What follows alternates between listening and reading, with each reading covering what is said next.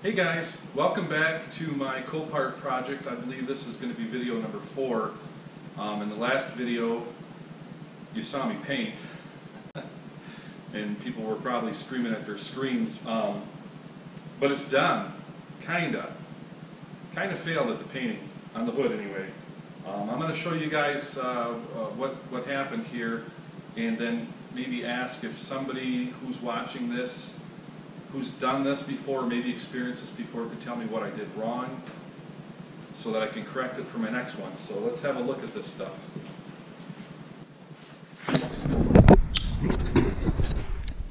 So when I laid the paint on and I looked at it when it was wet, it actually looked pretty good. But when I came back the next day, today, I mean, it's just terrible. It's like it's textured. And it's not even orange peel. It's like it's finer than orange peel. I don't know if I don't know. I guess I'm asking. I don't know what I did wrong. I speculate that I didn't put the paint on heavy enough because I didn't learn until like my third coat.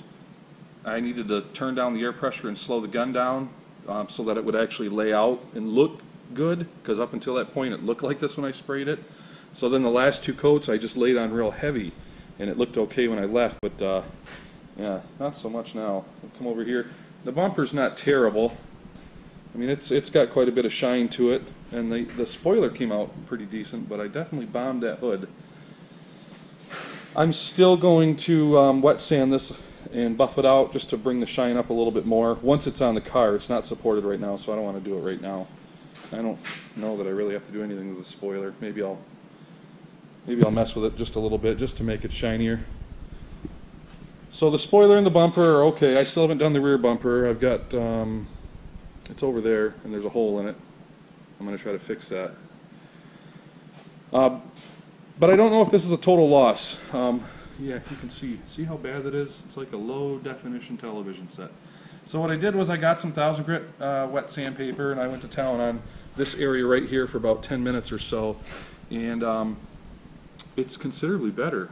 So if we follow that light, you can see how dull. Let's follow that light right there, and then when we move over here it clears right up. But I don't know if the camera's picking it up, but see all those little marks? I mean, they're still showing.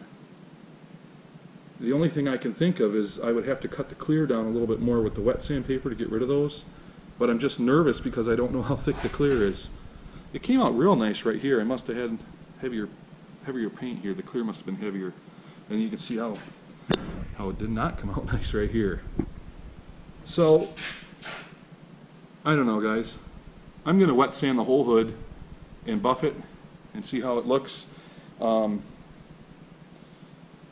is what it is, I guess. I mean, let's see here. Look at that. You can still see that line. Why is my bodywork showing through here? Can somebody tell me that? That doesn't look good. I don't know if that'll disappear or not when I wet sand it and buff it. But I'm going to try it. The good news is, I purchased another Copart car, and it's black, and it's not as nice as this car. So I'm thinking about maybe, and the hood is in good shape, and so I'm thinking about maybe stealing the hood off that other Copart car, and either putting this one on it when I'm done, or maybe even sanding this down and starting over, and trying to do it again. I just don't. I mean, this is wet, but I just don't understand why this stuff turned out so nice. Well, okay, let me rephrase that. It's not so nice. Why did this stuff turn out better than the hood? I don't understand. So if somebody could shed some light on that, I'd appreciate it. Here, I'm trying to learn. Yeah, that bodywork. I definitely need to work on my bodywork, huh? And then I got a bug, landed in the paint, tried to pull it out, couldn't pull it out. I wet sanded that little guy out. And then you can see right here, I got a little thin there when I was wet sanding. I actually wet sanded the color before I sprayed the clear because it had that same texture, and I didn't understand why. Well, you can really see how rough it is right there. So my goal is to get it smooth like this. We'll see what happens. I don't know if it's possible. Let me know, guys. Comment below. Tell me what I did wrong. I'd appreciate the help. Thank you. I started sanding on this, wet sanding on this, and you can see there's still you can still see there's quite a bit. I mean, it feels smooth to the touch, but obviously it's not.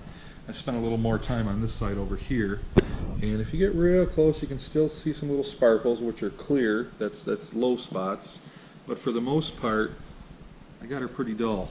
So I'm thinking that this side's going to shine up. So I'm going to spend a little more time on this side right here, get it to look like this one right here, hopefully without breaking through the clear coat, and we'll run the wheel over it and we'll see what it looks like.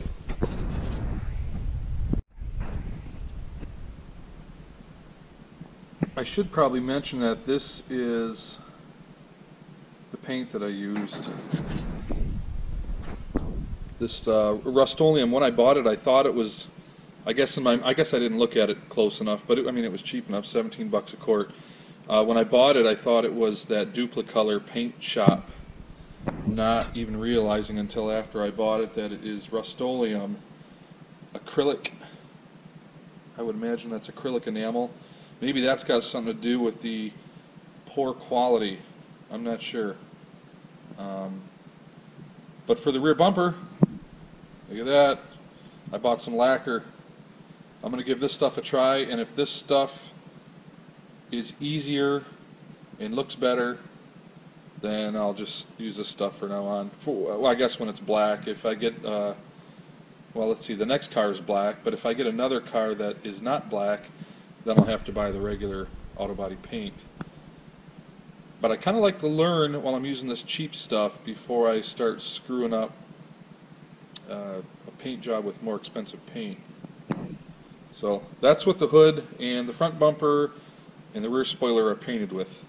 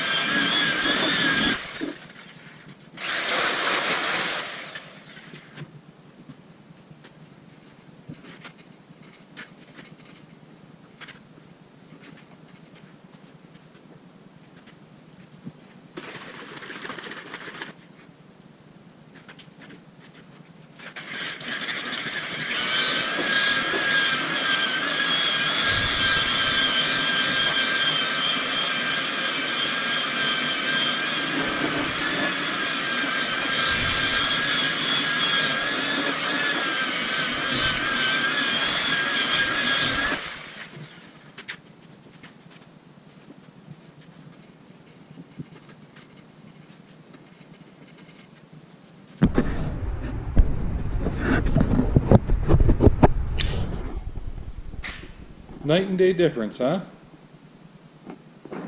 So it's definitely coming out decent. I mean, you can see, let's see here. Let's follow this light. You can't follow it. You get what I'm saying here. Quite a difference. Definitely shiny. You get in real close. I don't know if the camera can pick it up. There's still some of those right there. They're really hard to spot though, and I think if you weren't looking for them, you probably wouldn't see them. See that though? See that? That's where the bug landed. Who would have thought there's bugs in February? Yeah, you can see right there. Maybe use a little more wet sanding there and go over with the polish. But overall, I think that this hood is going to be okay.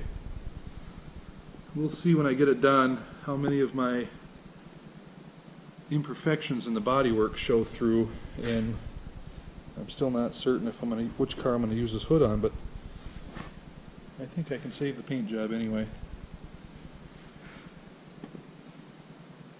So, I'm going to get back at it. I'll bring you guys back when I get the whole hood looking black and shiny.